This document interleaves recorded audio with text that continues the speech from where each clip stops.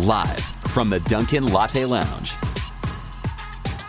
What up, everyone? It is Garrett from Elvis Duran and the Z100 Morning Show. Welcome to the Dunkin Latte Lounge, and I am super excited. It's all about the amazing talent, the amazing voice that we hang out here and introduce you to. We welcome Willa Amai. How are you? Thank you so much for hanging. Yes, for sure. Thank you. I'm great. How are you? You know, on the back end, let's pull the curtain back behind this. The technology is so crazy. Like I'm relying on a USB computer to connect and just to hang and talk and learn more about you. I've been reading up on you now for almost, it feels like forever. So I'm excited to talk about you, your music, where you're going, where you're at. Let's start from the beginning. Like, it's crazy to think like almost 10 plus years ago, you decided, hey, I really like music.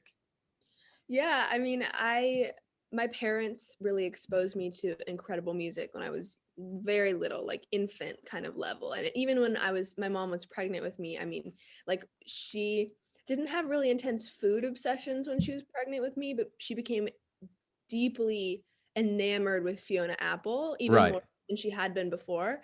And so, as an infant, I was listening to my mom's music. So that's like Fleetwood Mac and Florence and the Machine and Fiona Apple and Regina Spektor and Amy Winehouse. And I was listening to my dad's music, which was like Hall and Oates and, like sort of the 70s, 80s kind of ballad type people. And so I fell in love with music at that young age.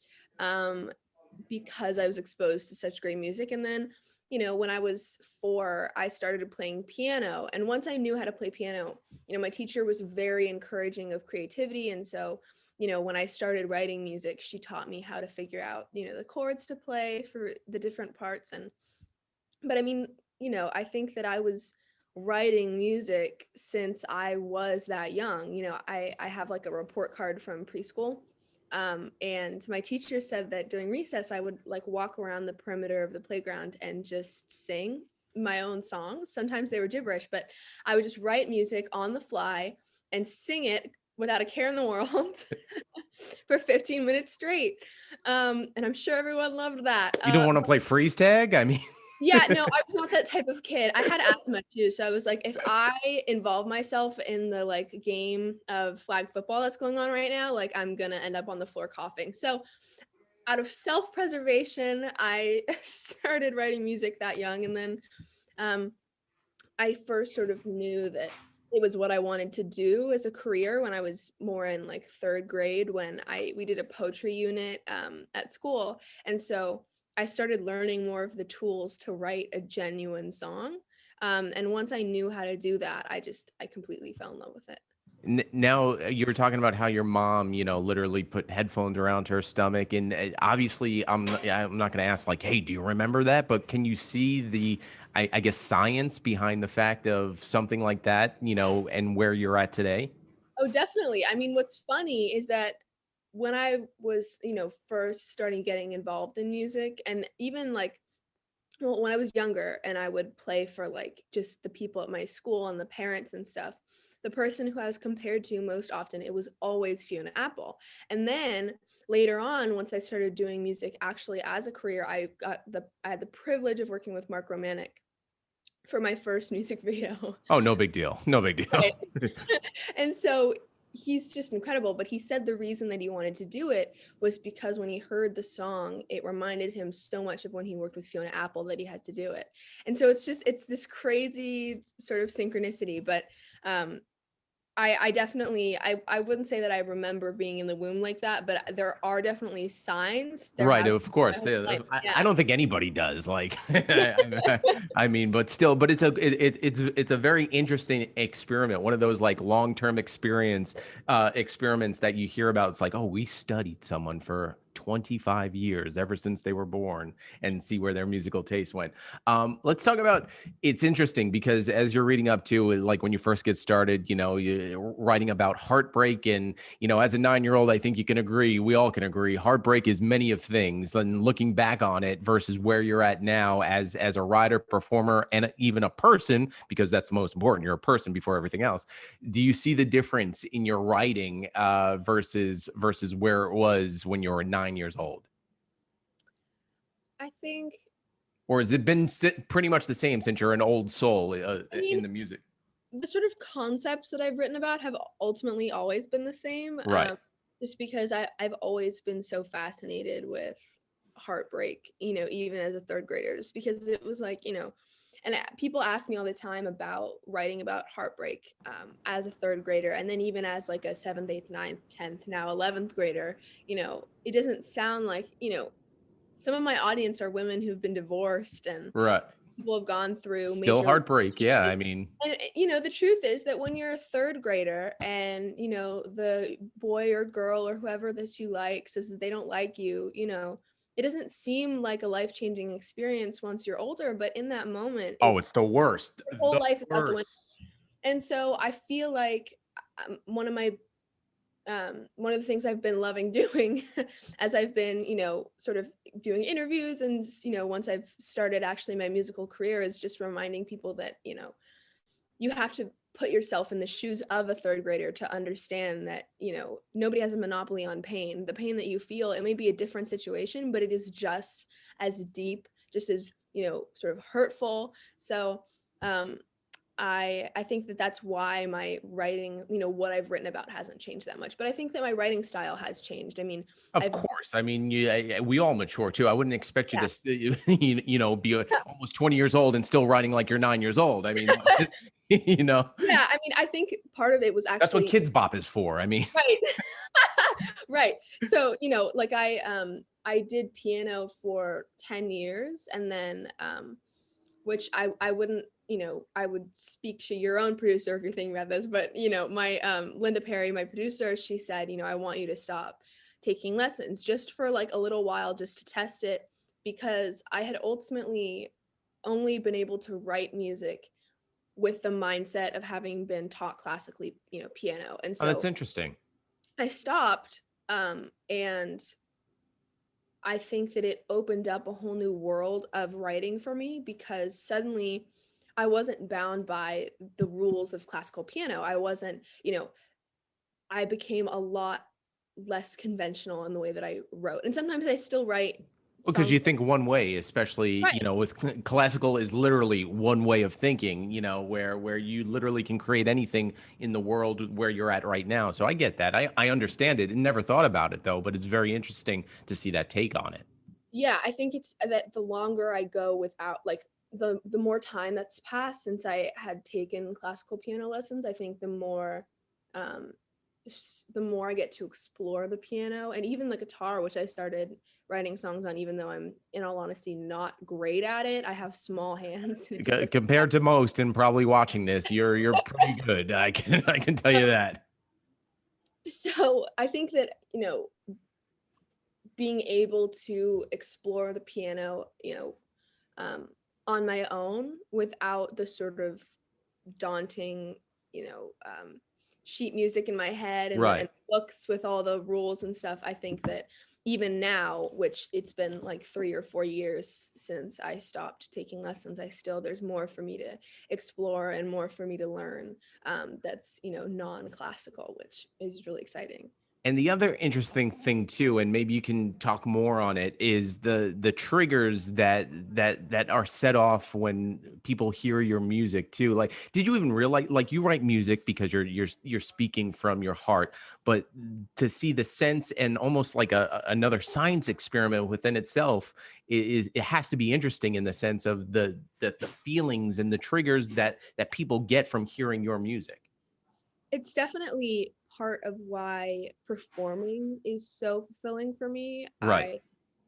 Because when I'm writing in my room, I I there's always a hope that when people hear this, if people hear this, that they'll have some level of relatability with it, that regardless of whether or not they've gone through the actual thing that I've gone through to go and write that song, that they can see themselves in the song, in the emotion of it. And so there's no way to know that really for sure, and there's no way to feel it like you can feel it when you're performing in person. And the first time that I ever really performed my own music was I was 12 and I performed at Largo in LA, and it's just like a 200-person theater, and it was mostly people that I knew, family and friends and family friends, and Oh, but you're so still, good. You're so right.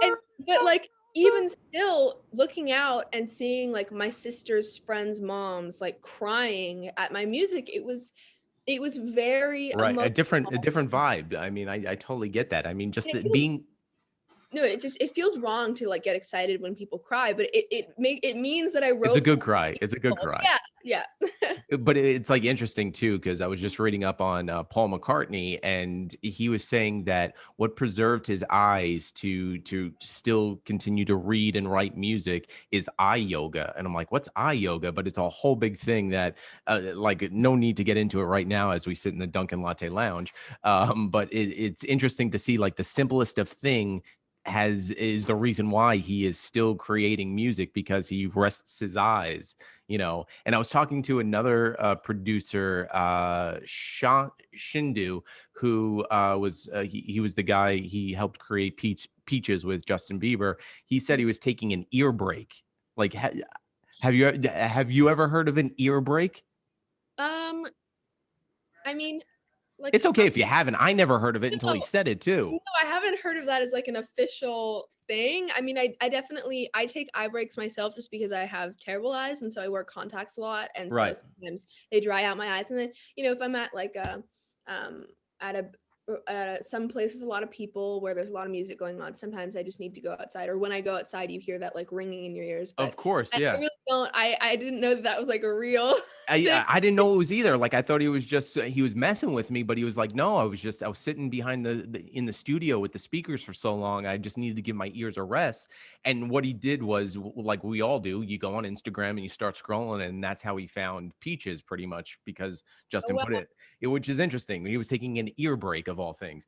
I want to talk about some amazing experiences that only could think that you have pinched yourself while going through them. Let's start with Dolly Parton. Did, I mean, just as could you be a fan, or did you have to put on like your work face and just be like, I have to just be cool, I can't freak out, and I'll pinch myself after the fact? I mean, I was trying to do the latter, but it didn't really work out. I mean, like I couldn't help that I was terrified just because we were singing my arrangement, and Right. so it felt very personal, and so you would think that you would be only excited to have an idol, you know, with you in such a vulnerable way, but it's really terrifying because then it's like if she does anything other than praise me for it, I'm going to be crushed.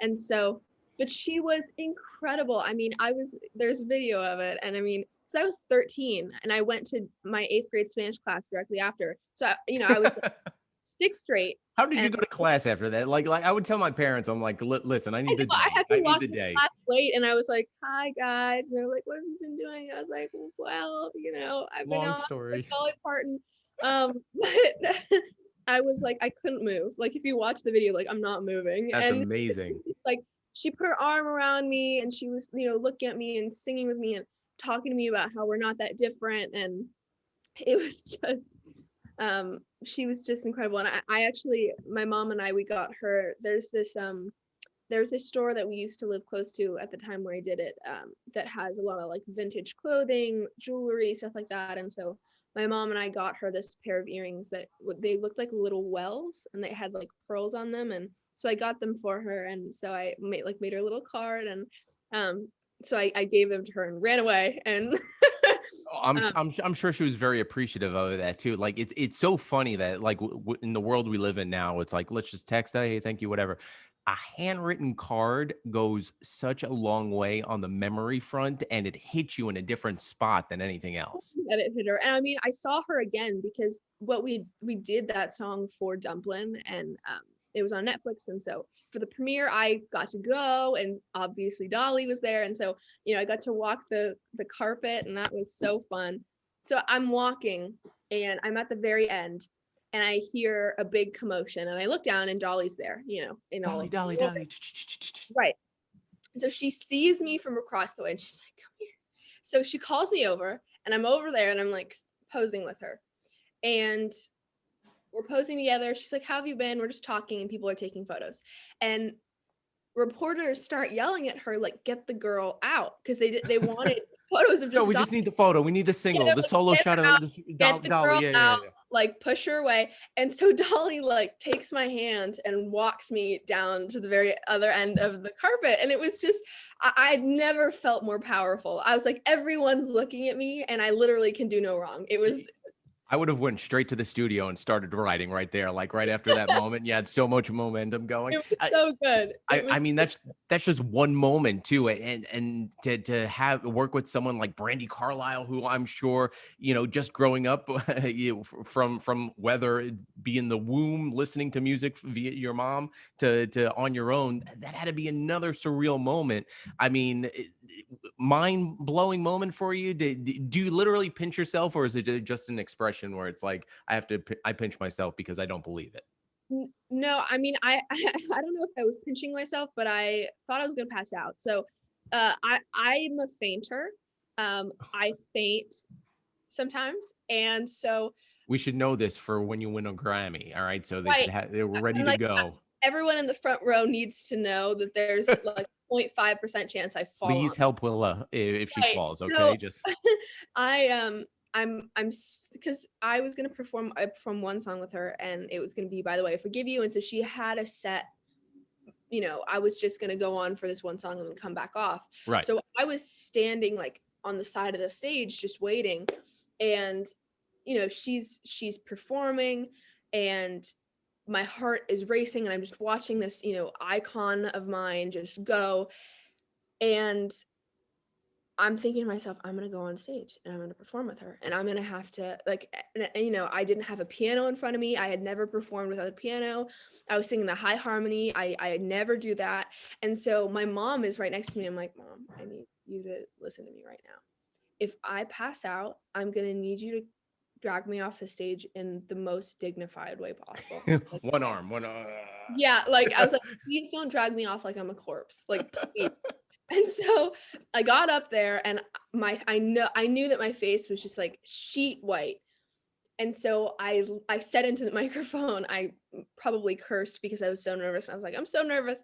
And just the audience, because they were there to see Brandy, and any extension of Brandy is they're incredible people. And Right. so they were like, you have nothing to be nervous about. We love you. And these people had no idea who I was. And they were just like, we love you so much. And so it was fine. And I performed and everyone clapped and cheered. And it was amazing. And Brandy is just, the most genuine,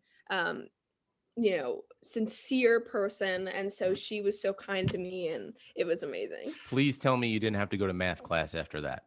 No, because I did.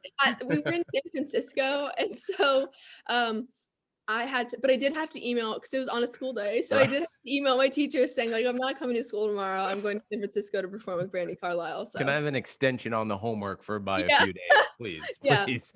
Now, the cool thing, I love being able to find something that I can relate with you on. I can't write, I can't sing, but our minds are very similar in the sense that they're constantly going. Like I cannot rest my mind. You know what I mean? Like as I was trying to, connect online, I'm like, okay, I got to connect, but also I have to make this phone call to connect this.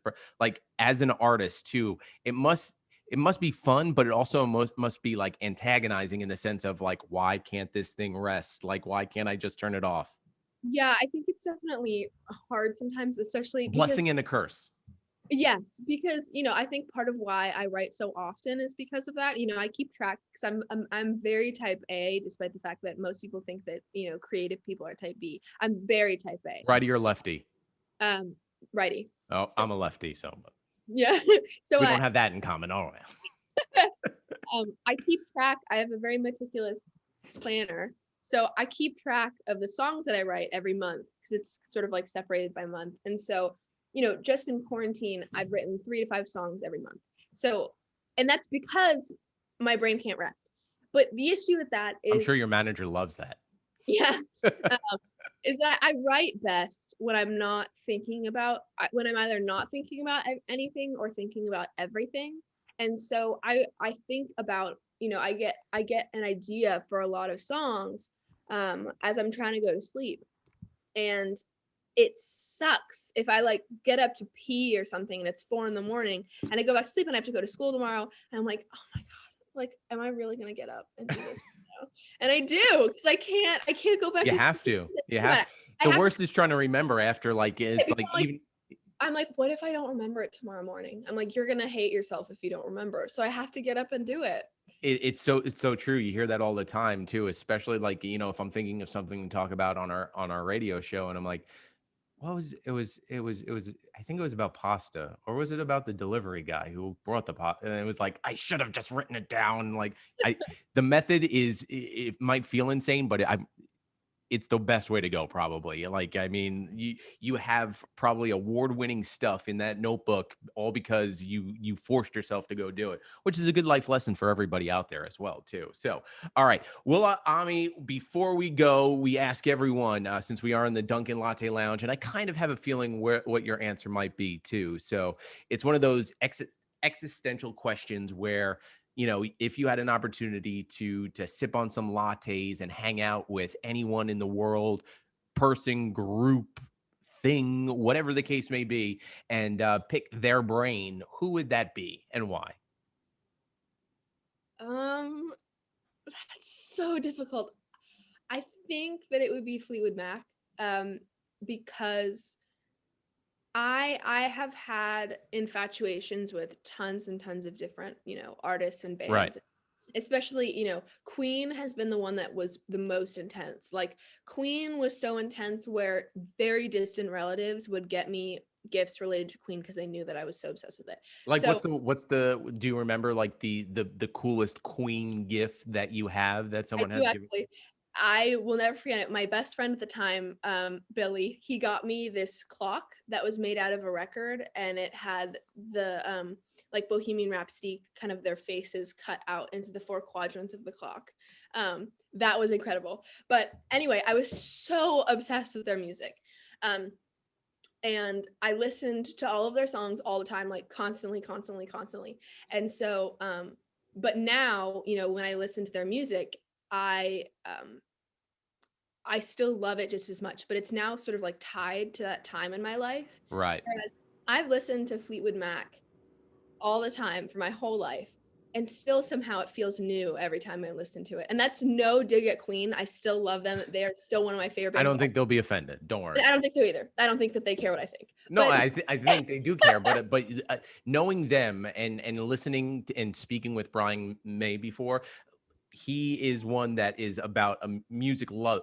As long as you love music and have passion about it, it's not about, I used to listen to him, but I still like, I'm sure he would tell you, he would give you his blessing and say, you know what, that I would too. I could see him, Brian, going, you know what? Yes, I do the same with Fleetwood Mac.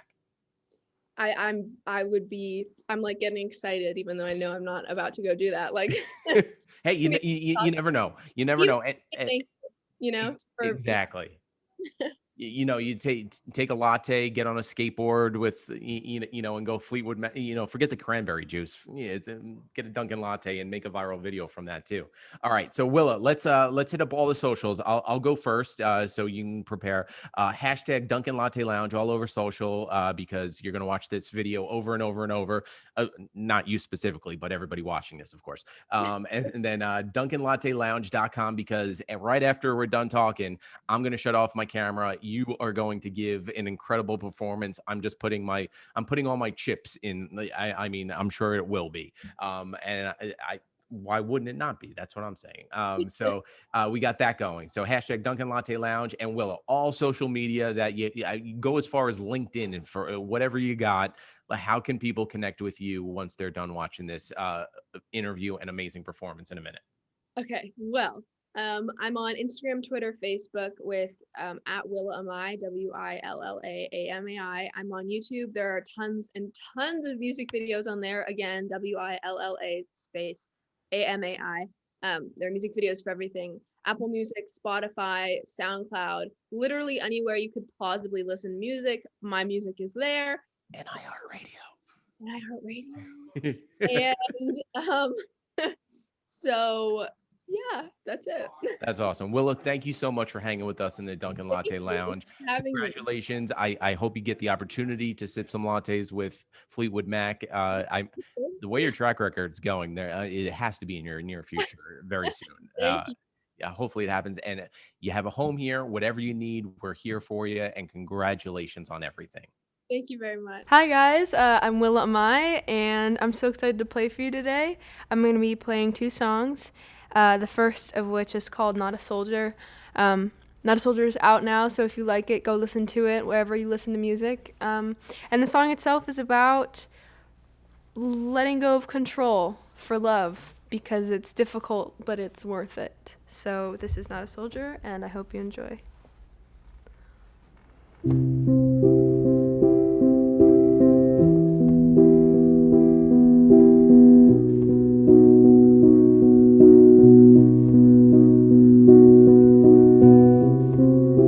I can't find a way to keep in touch.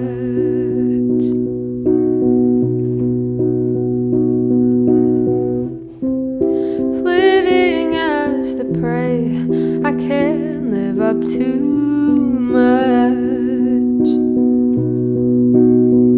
I'm in deep, I'm in far, I'm in head over heels.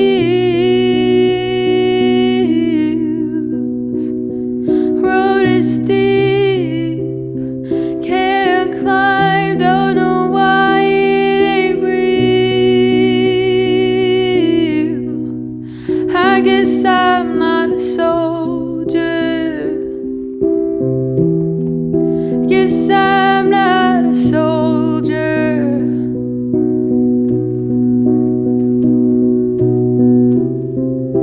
Leave me just behind, I'll hold up alone.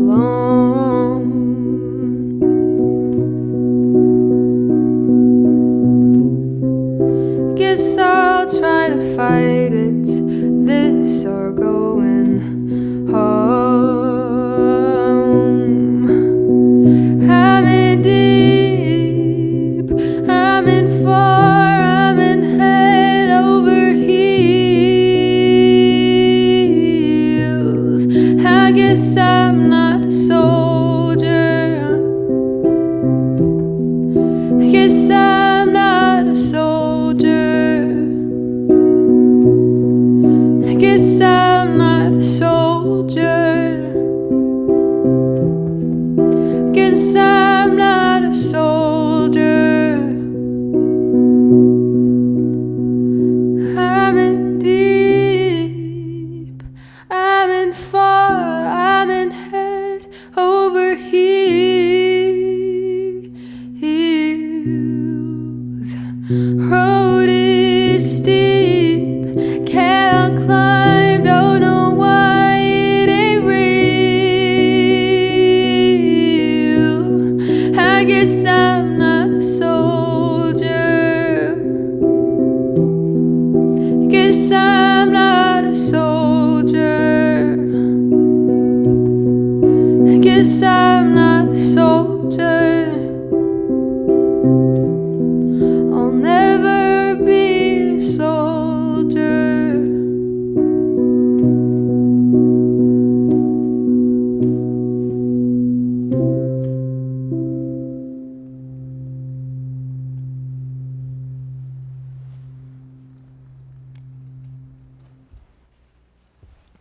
All right, that was my first song, Not a Soldier, and going on to my next song. This song is called Too Close. It's part of my upcoming album, I Can Go to Bed Whenever. I am so excited about this album, and Too Close is sort of the starlet of the album in my eyes, and it's about ending up too close to a situation to judge it correctly and then making the wrong choice ultimately, but there's something very, beautifully human in that. And so I really hope you like it. Again, thank you so much to the Dunkin Lounge for having me. I'm Willa Amai. Follow me on Instagram and Twitter and Facebook. It's WILLAAMAI. So this is Too Close, and I hope you enjoy it.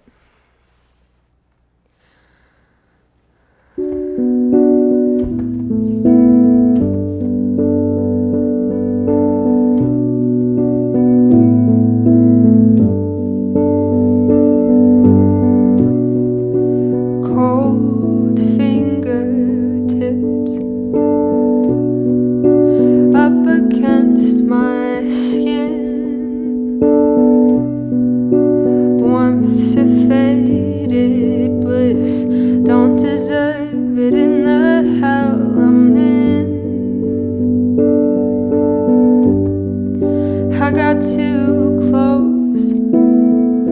made a choice impossible to make.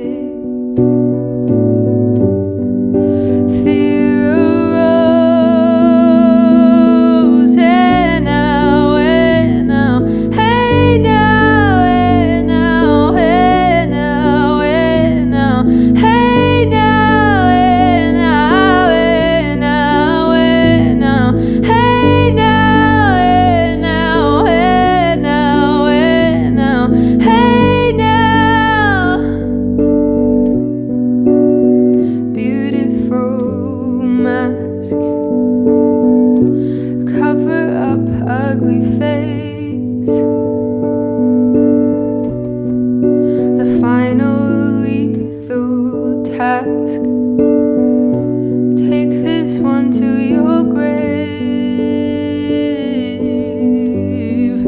I got too close, made a choice impossible to make. Fear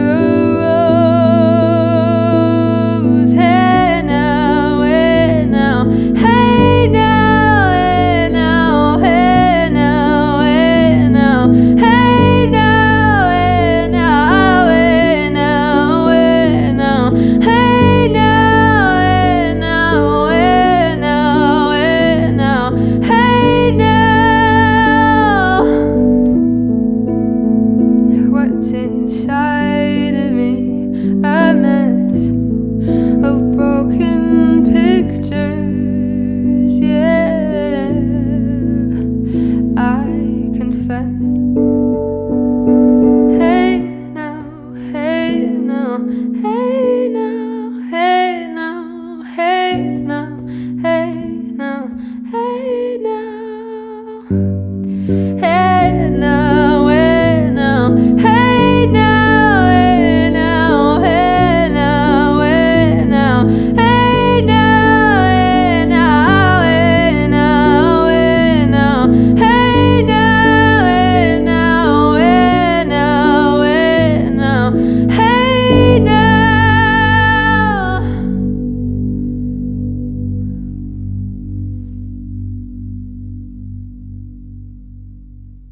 Live from the Dunkin' Latte Lounge,